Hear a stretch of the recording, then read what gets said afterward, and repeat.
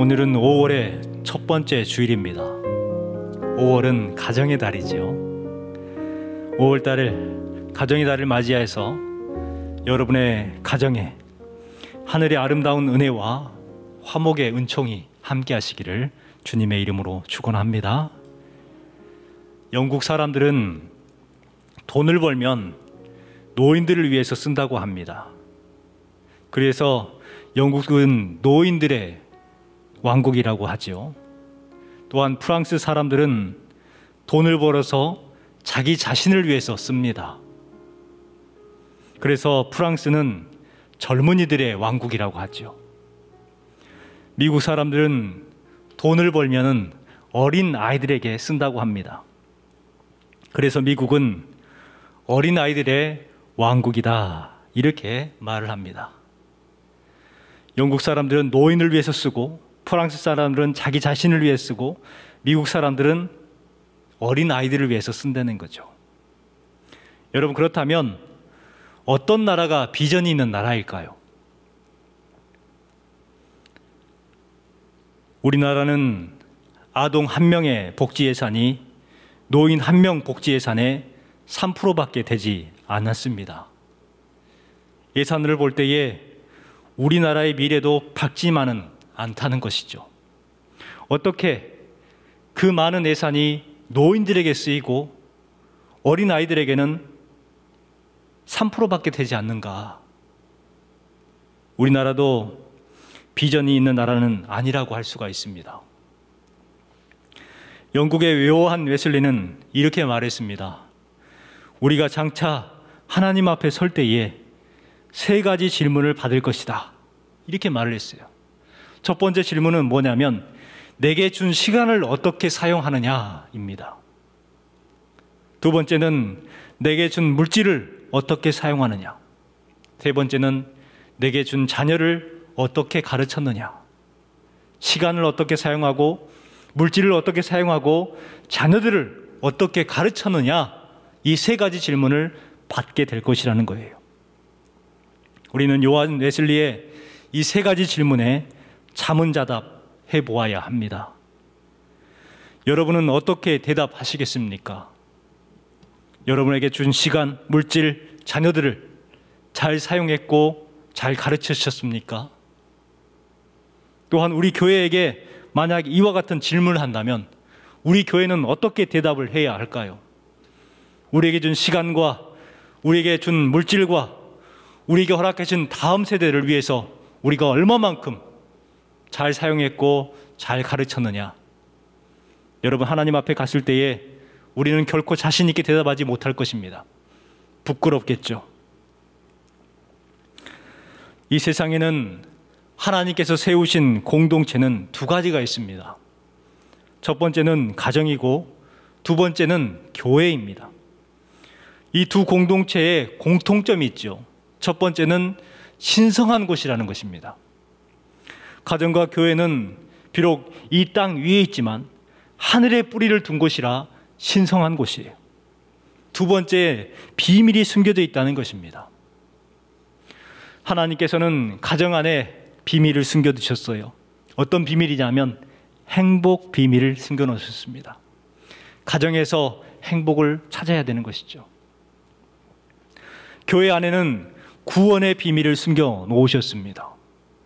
세 번째는 무엇으로도 대체할 수가 없다는 거예요. 가정과 교회는 대체할 수 있는 그 무엇도 없습니다. 그렇기 때문에 가정이 흔들리면 사람이 흔들리고 교회가 무너지면 사회가 무너지는 거예요. 대체할 수가 없어요. 오늘날 가정과 사회 문제가 많이 발생되고 있는 이유가 무엇일까요? 바로 가정이 흔들리고 교회가 무너지고 있기 때문입니다. 가정이 흔들리고 교회가 병들고 있기 때문에 사회 또한 무너지고 있는 것입니다. 가정이 건강해야 사람이 건강 있고 희망이 있는 거예요. 교회가 비전이 있으면 사회가 비전이 있게 되는 것이죠. 여러분의 가정이 건강한 가정, 우리 교회가 든든한 교회가 되기를 소망합니다. 오늘은 흔들리지 않으며 복을 받는 가정에 대해서 한번 생각해 보았으면 좋겠습니다. 다윗이 이스라엘 왕이 된 후에 통일 이스라엘 왕국을 세우게 됩니다. 정치가 안정이 되고 군사가 강국이 되었어요.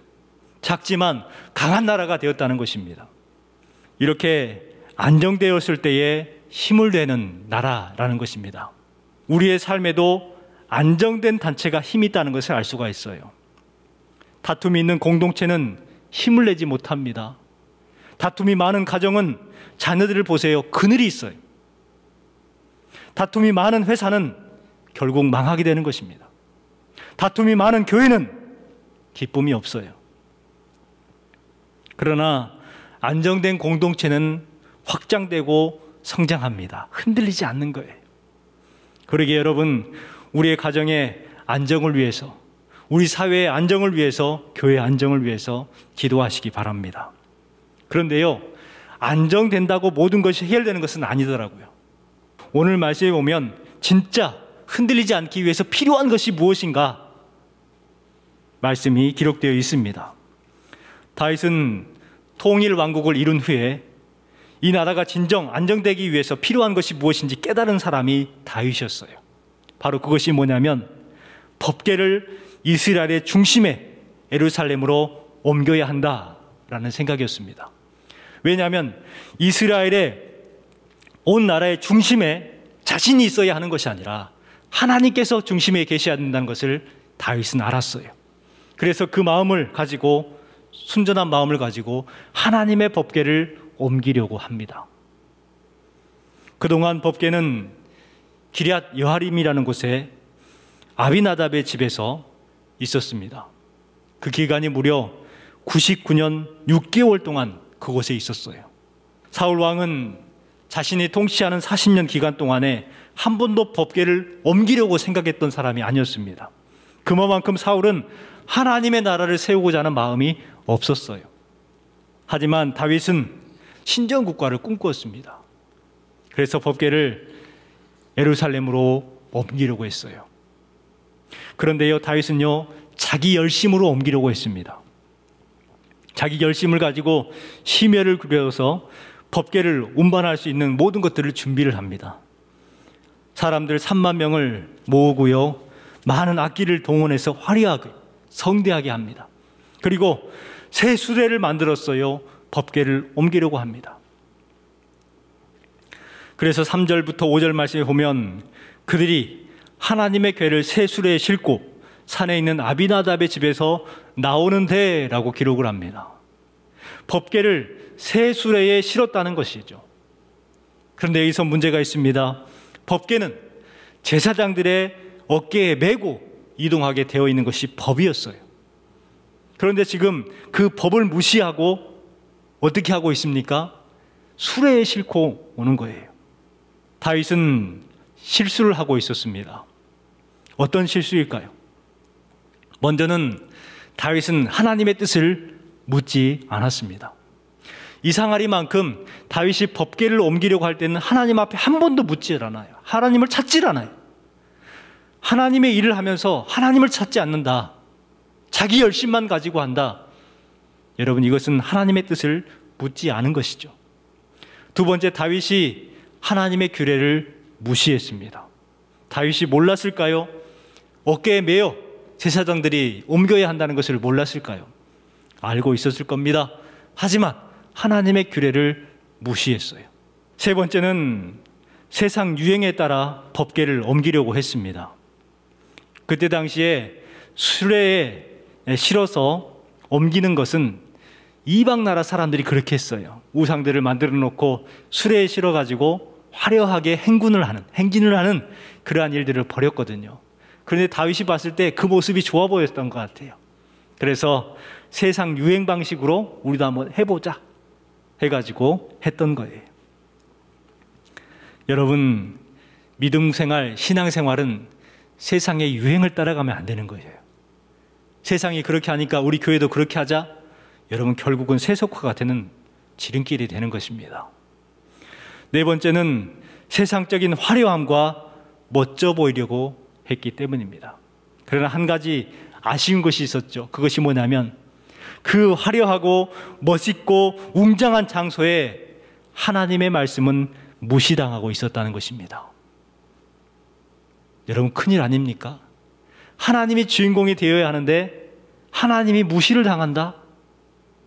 이것은 크나큰 문제죠. 하나님께서 그 화려함과 웅장함을 기뻐하셨을까요? 사람 중심의 예배, 사람들의 취향과 습관에 따라서 예배하는 모든 것들, 그렇게 예배를 드리면서 잘 드린다고 착각하는 사람들의 모습, 다윗의 모습이고 우리의 모습입니다. 우리의 예배 가운데에 사람 냄새가 나지 않았으면 좋겠습니다. 하나님의 말씀이 무시되는 곳에 어떤 현상이 일어납니까? 법궤가 낙원이라는 타작마당에 이르렀을 때에 갑자기 수레를 끌던 소들이 날뛰기 시작합니다. 법궤가 흔들리고 그 법궤가 흔들리자 웃사가 하나님의 법궤에 손을 댔어요. 그 자리에서 웃사가 죽습니다. 왜요? 7절 말씀에 보면 분명히 웃사가 잘못함으로 라고 기록을 하고 있습니다. 우리는 이 말씀을 대할 때에 웃사가 떨어지는 법궤를 잡아드리려고 했던 것으로 착각을 하고 있어요. 그런데 그것은 우리들의 착각입니다. 웃사는 그 자리에서 잘못을 했어요. 하나님의 말씀에 어긋났기 때문에 웃사는 그 자리에서 죽은 것입니다. 하나님이 원하시는 것은 화려함과 웅장함보다, 새수레보다, 많은 악기 소리보다 성경 말씀 한 구절을 지키기를 원하시는 마음이 우리 하나님의 마음이라는 거예요. 오늘 본문에는 세 사람이 등장을 합니다. 다윗이 등장을 하고 웃사가 등장을 하고 오벳 에돔이라는 사람이 등장을 합니다. 이 사람들은 개인으로 생각하면 안 돼요. 바로 각각의 가정의 대표를 하는 사람들입니다. 그리고 또한 이들은 성공과 실패 사이에 놓여 있었던 사람들입니다. 웃사는 아비나답의 아들이죠. 3절 말씀에 보면 아비나답의 아들 웃사와 아효가 그 세 수레를 모니라 이렇게 되어 있습니다. 안타까운 것은 법궤를 99년 6개월 동안이나 모셨음에도 불구하고 복을 받았던 말이 한마디도 기록되어 있지 않아요. 복은커녕 제사장이었던 웃사가 법궤를 만짐을 통해서 그 자리에서 죽었어요. 왜 그렇게 되었을까요? 아비나답의 집에는 법궤가 있었지만 방치되었고 관심이 없었습니다. 영적으로 기본도 모르는 무지한 가정이 되었어요. 제사장이면서도 법궤를 다뤄야 되는 방법을 모른 거예요. 여러분, 얼마나 무지합니까? 얼마나 관심이 없었으면 법궤에 손을 대면 안 된다는 것을 모르고 만졌을까요? 다윗은 웃사가 죽자 두려움에 벌벌 떨기 시작합니다. 모든 백성이 법궤에 가까이 가지를 못해요. 그대로 도망가 버립니다. 9절 말씀에 보니까 다윗이 그날에 여호와를 두려워하여 이르되 여호와의 궤가 어찌 내게 오리오. 여러분, 다윗에게 두려움이 생겼다는 거예요. 두려움. 법궤는 어쩔 수 없이 가드 사람 오벳 에돔의 집에 들어가게 됩니다. 10절부터 보면은 가드 사람 오벳 에돔의 집에 매어 간지라. 여호와의 궤가 가드 사람 오벳 에돔의 집에 석 달을 있었는데 여호와께서 오벳 에돔과 그의 온 집에 복을 주시니라. 이렇게 기록하고 있습니다. 여러분, 생각해 보면 왜 같은 법궤를 대하면서 한 사람은 죽었고 다윗에게는 두려움을 주셨고 오벳 에돔의 집에는 복을 주셨을까요? 왜 법궤를 똑같이 대했는데 이와 같은 저주와 두려움과 복이 각각 다르게 나타나게 되었을까요? 말씀에 보면 석 달을 그곳에 있었는데 오벳 에돔의 집이 그때부터 하나님의 복을 받기 시작한 거예요. 여호와께서 하나님의 궤로 말미암아 오벳 에돔의 집과 그의 모든 소유에 복을 주셨다 한지라. 여러분, 그의 모든 소유에 복을 주셨어요. 이와 같은 복이 오벳 에돔의 집에 임했다는 것입니다. 그런데 중요한 것은 법궤가 들어온 후부터 복을 받았다는 거예요. 오벳 에돔의 가정이 왜 복을 받았을까요? 단순히 그냥 법궤가 들어왔기 때문에 복을 받았을까요? 단순히 법궤가 그곳에 있었기 때문에 복을 받았다면 아비나답의 집, 우사의 집에는 99년 6개월 동안 머물렀기 때문에 어마어마한 복을 받아야 했는데 아비나답의 집에는 복을 받았다는 말이 한마디도 기록되어 있지 않잖아요. 단순히 법궤가 그의 가정에 있다고 해서 복을 받는 것이 아니라는 것입니다. 그냥 가정이 교회 다닌다고 해서 복을 받는다는 것이 아니라는 거예요. 신앙생활하면 똑같은 하나님을 믿는데 왜 누구는 축복을 받고 누구는 축복을 못 받느냐 하는 것입니다. 똑같은 교회를 다니는데 똑같은 믿음 생활하는데 어떤 집은 축복을 받고 어떤 집은 축복을 받지 못하는 것을 보게 됩니다. 오래 믿은 사람은 축복을 못 받는데 이제 막 믿기 시작한 초신자들은 하나님의 복을 많이 받아서 잘 되는 것을 또 보게 됩니다. 그래서 그것 때문에 시험에 들게 되고 하나님을 원망합니다. 열심히 했는데 하나님 어떻게 이러실 수 있습니까? 라고 원망도 하지요. 그리고 신앙을 멀리하기도 합니다. 여러분 꼭 기억하시기 바랍니다. 신앙생활은 오래 하는 것보다 바르게 믿는 것이 중요합니다. 신앙생활을 열심히 하는 것보다 바르게 하는 것이 중요합니다. 우리는 착각을 합니다. 오래 했기 때문에, 열심히 했기 때문에 복을 받는다고 생각을 합니다. 그러나 틀린 거예요. 오래 신앙생활하고 열심히 신앙생활한 가정은 아비나답의 가정이었습니다. 그런데 복을 받지 못하고 저주를 받았어요. 오벳 에돔의 집은 복을 받았습니다. 그 이유가 뭔지 아십니까? 오벳 에돔의 집에 어떤 복이 임했을까요? 역대상 26장에 보면 성전 문지기를 맡았던 자의 명단이 기록이 되어 있습니다. 그곳에 오벳 에돔의 가정에 대해서 설명이 되어 있어요.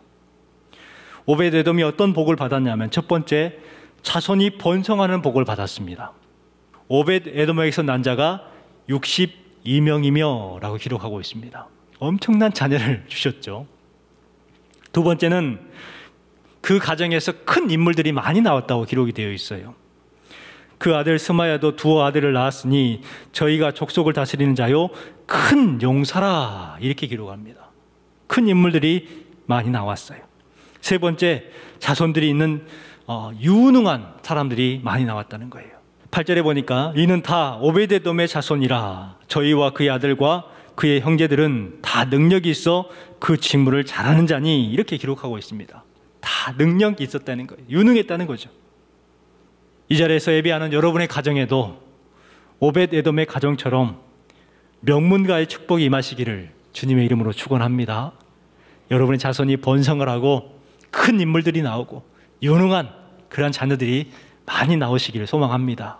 그렇다면 우리는 오벳 에돔이 어떻게 이처럼 귀한 복을 받게 되었는지 알아야 합니다. 법궤를 중심에 두고 살았기 때문입니다. 제사장은 많았지만 다 두려워서 도망가 버렸습니다. 다윗마저도 두려워서 나 몰라라 했어요. 그런데 오벳 에돔만은 법궤를 자기 집으로 모셨단 말이에요. 하나님의 법궤를 모셨다는 것은 어떤 것을 말하겠습니까? 단순히 법궤를 모신 것이 아니에요. 우사가 죽는 것을 보았기 때문에, 알고 있었기 때문에 혹 나도 죽을 수 있다는 것을 알고 있었을 거예요. 그렇지만 오벳 에돔의 마음 가운데 뭐가 있었어요? 죽어도 좋다. 죽어도 좋다는 거예요. 여러분, 오벳 에돔은 자신의 목숨을 걸고 법궤를 받아들인 거예요. 두 번째는 복을 받지 못해도 좋다라는 것입니다. 아비나답의 집에 99년 6개월 동안 머물러 있었지만 복을 받지 못했어요. 법궤가 우리 집에 들어온다고 해서 우리 집이 복을 받는다는 보장이 없단 말이에요. 하지만 복을 받지 못해도 좋다는 마음이 있었어요. 그리고 세 번째는 불편해도 좋다라는 것입니다. 법궤가 가정에 들어왔으니 얼마나 불편하겠습니까? 그러나 그 법궤를 들여왔어요. 그 법궤를 가지고 떨리는 마음으로 늘 법궤를 더했을 겁니다. 조심조심했을 거예요. 오벳 에돔은 가족을 단속하고 또 단속했을 겁니다. 너희들 그 법궤 앞에서 몸가짐을 잘하고 말과 행동들을 각별히 조심하거라. 아침 저녁으로 법궤를 살폈고 예배를 드렸을 것입니다. 오베데돔의 집은 비록 짧은 3개월이지만 법궤 중심으로 살았던 가정이었습니다. 여러분의 가정은 어떻습니까? 하나님의 말씀이 여러분 가정의 중심에 있습니까? 하나님의 말씀을 우리 가정의 중심에 세우고 하나님의 말씀대로 살아간다면 분명 우리의 가정들도 오벳에돔의 집과 같은 하나님의 복이 부어질 줄 믿습니다. 두 번째는 잘못을 깨닫고 말씀대로 했기 때문입니다. 오벳에돔은 우사가 죽고 법궤를 옮기지 못한 이유에 대해서 알게 되었습니다. 두려움으로 떨림으로 법궤를 대했을 겁니다. 그리고 철저하게 말씀대로 행했을 거예요. 마지막으로 기쁨으로 하나님의 법궤와 함께 있기 때문입니다. 저는 오늘 주신 말씀의 가장 중요한 부분이라고 생각을 합니다. 기쁨으로 법궤를 받았기 때문에. 아비나답의 집은 오랜 세월 동안 법궤를 모셨지만 억지로 모셨습니다. 반면 오베데돔의 집은 법궤를 어쩔 수 없이 받게 되었지만 기쁨으로 감사함으로 법궤를 받았습니다. 여러분, 바로 이것이 중요한 거예요. 남들이 하기 싫어하는 일을 기쁨으로 섬겼기에 복을 받았다는 것입니다. 여러분, 이것은 매우 중요합니다. 억지로 하는 신앙은요, 복을 받지 못해요. 억지로 하면 그 헌신과 그 봉사에 복이 없어요. 그렇다면 어떻게 해야 합니까? 기쁨으로 해야 하는 것이죠. 우리의 신앙생활도 마찬가지예요. 어떻게 해야 됩니까? 기쁨으로 해야 복이 임하는 것이죠. 기쁨으로 하나님을 섬기는 아름다운 신앙생활을 하시기를 주님의 이름으로 축원합니다. 오벳에돔 한 사람이 잘했더니 온 가정이 복을 받게 된 것입니다. 여기에 계신 여러분이 바로 여러분의 가정의 영적 가장들이십니다. 어린이 주일을 맞이해서 우리가 어린아이들에게 무엇을 할까, 또 우리 자녀들에게 무엇을 할까 고민한다면 오늘 말씀을 꼭 기억하셔서 오벳에돔이 되시기 바랍니다. 오벳에돔은 세상적인 명성이나 유대인으로서의 뛰어난 무엇인가 있었던 사람이 아니에요. 성공과는 거리가 먼 사람처럼 보였지만 오벳에돔은 자녀들에게만큼은 인정받고 칭찬받는 믿음의 사람이었습니다. 그래서 가정 모두가 하나가 될 수 있었고 오벳에돔의 가정에 복이 임했던 것입니다. 여러분도 오벳에돔처럼 자녀들에게 본을 보이는 신앙인, 말씀 중심, 하나님 중심의 가정을 꾸림을 통해서 하나님께서 주시는 복을 받는 믿음의 명문가가 되시기를 주님의 이름으로 축원합니다.